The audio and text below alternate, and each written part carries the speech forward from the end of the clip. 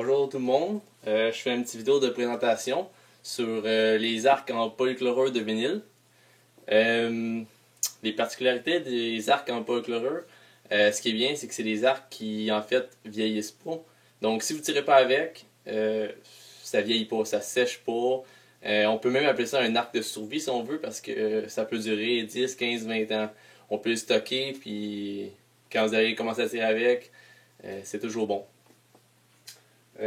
Deuxième particularité, c'est que c'est des arcs qui sont peu coûteuses. Puis selon moi, selon mon expérience, j'ai commencé à en faire. Ça fait déjà un bon bout de temps que j'en fais. Puis côté performance, c'est sensiblement pareil à un arc qui est en fibre de verre et bois. Effectivement, c'est sûr que ça dépend de la manière dont elle est faite, de la manière dont elle est pliée, les courbes.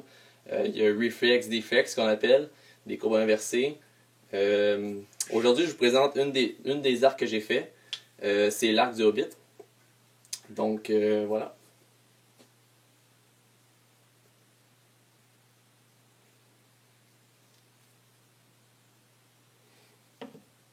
Petit manche en cuir. Ici pour empêcher la corde de frotter.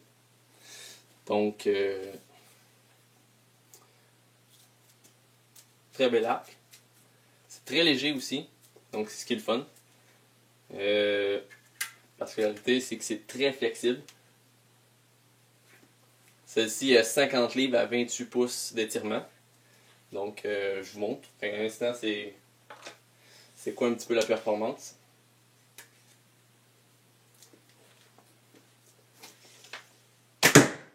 Wow! C'est vraiment un tir souple et puissant en même temps. J'adore ça. Wow! Précis. Moi, honnêtement, j'ai commencé le tir à l'arc, ça fait 2-3 ans. Puis j'ai commencé à faire du tir avec un arc à poulie. De 60 livres de tension à 70. Réglable. Puis je tirais toujours à 60 livres. Puis quand j'ai commencé avec ça, en ce moment, mon arc est en train de prendre la poussière, malheureusement. Parce que... Wow!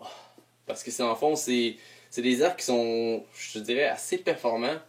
Puis c'est plus plaisant de tirer qu'avec un arc à poulie. Surtout à cause de la souplesse. C'est très facile à manœuvrer. Donc voilà, l'arc du Hobbit.